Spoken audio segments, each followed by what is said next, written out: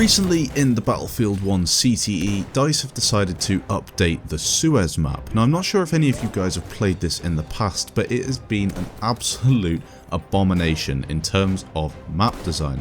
Really not impressed with the original design, incredibly disappointed with the first update that they made to it, and with the recent changes they've made, well, that's what this video is all about. I'm going to show some gameplay in the background, compare it to what I've previously experienced on Suez, and then talk a little bit about how they could maybe improve the map a bit more, because let's be honest, if you've played it on the CTE, it is still far from perfect.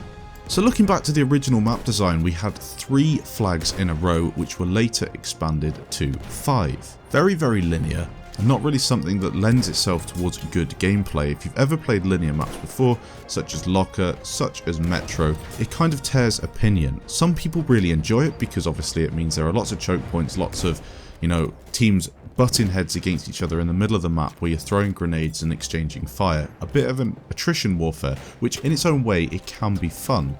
But in the way that they've implemented it on Suez, it definitely wasn't. There wasn't enough cover, you couldn't get from flag to flag, and it was just a base rate most of the time with one team, or the stronger team at least, steamrolling through. And I really, apart from the tank on it, which you could kind of get some decent kills if you got in good positions, maybe the odd epic clip or something that people would go for, it wasn't really that much fun, and for me, it wasn't a game that I wanted to play. When they introduced the 5 flag system, that didn't improve anything at all. If anything, it just pushed the inevitable base rate back by a couple of minutes. The same thing occurred. Possibly you could say that flanking was a little easier with I think they introduced another car you could get around the side of the map, but if, in all honesty, it was a weak attempt at trying to fix the problem.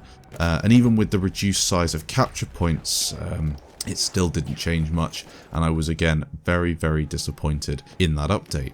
Now with the new map design, you can see they've shifted around a couple of points. E and A have stayed pretty similar, if not exactly the same, but the addition of an F point just south of the C point and the C point getting pushed north slightly has changed the dynamic of the map slightly. What this has enabled is a different, as I said, a different dynamic between the flags. It means you can push on one direction while the other team pushes in the other. It gives it more of a circular feel instead of this linear feel, and it works quite well. The fact that there are an even amount of flags as well does make a slight amount of difference. It's obviously another flag, it means there's more to be capped, but I did find that there was more, especially when the Behemoth came along, you were able to cap back flags a lot better, and just the balance of the game changed a bit, and you'll see that in the gameplay in the background. I was on the stronger team for 2 games in a row on either side because it was just a continuous Suez rotation, and we won both games. It wasn't like one team had, or one side, one faction had a benefit over the other. It was very consistent from what I saw, and their team lost because they had a tanker who would just refuse to push flags. He'd sit on a hill and camp, which is a massive problem in Battlefield 1 because that's the tanky meta. And then you had the Behemoth coming in. He couldn't do a huge amount of damage to the guy in the train, or I suppose the few people in the train, just because they couldn't deal with the amount of flags that we were getting onto.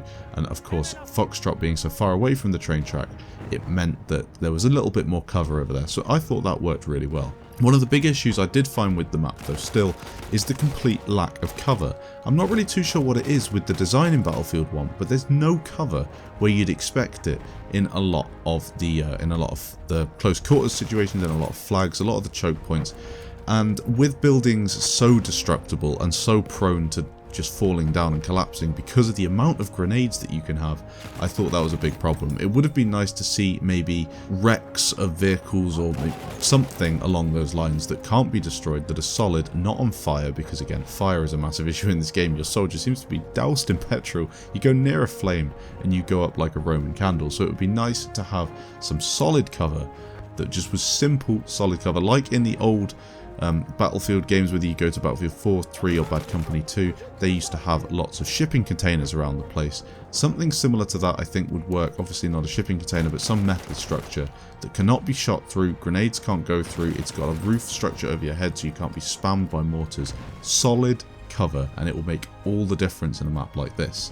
Also, I think reducing the distance between A and B and E and D would work, squishing the map slightly closer together, and maybe thinking about the cap radius in a couple of flags. I don't think you should be able to cap a flag from a couple of positions on this map, but again, it is a whole lot better than it used to be, leaps and bounds ahead, and it seems like they've actually thought about it just the smallest amount, instead of what they did with the in the fall update, where they just stuck 2 other flags on the map. And I mean, it's one of the laziest bit of map updating I think I've seen, and it didn't work, and it's taken this long in order to fix it. Nonetheless, I think it could work. Hopefully, if you've played Suez on the CTE, I suppose that's the only place you can enjoy it at the minute, you will have thought, this isn't actually too bad. Maybe I'll go back to playing Suez a little bit if I see it in a rotation.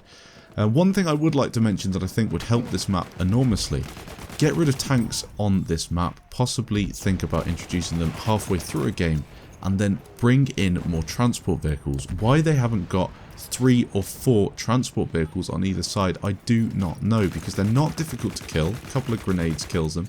They're not fast at moving away from cover because it takes so long to reverse, and they're not particularly strong either. But they do enable you to get from point to point and have a lot of fun when you've got someone driving and someone gunning. And you don't feel robbed when you get killed by a transport vehicle, and you do feel robbed when you get killed by a tank, usually a flanker tank, usually spamming into some doorway or some building and picking up multi-kills. It just feels really, really bad, especially if your team's not helping to kill the tank and he's just there farming. He's not even helping his own team, he's just farming. So again, I'd really like to see more infantry-based vehicles. Possibly remove the tanks. I'd love to see how it plays out with no tanks. Maybe the tanks can come in after, 500 tickets have gone from the game or something, so there's just a little bit of tank gameplay at the end.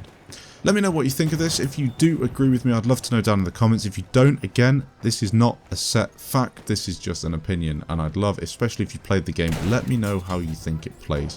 Thanks again for watching, guys. If you do want more of this stuff, again, leave a like on the video and I'll be sure to give you some more Battlefield 1 content. Thanks for watching, and I'll catch you in the next video.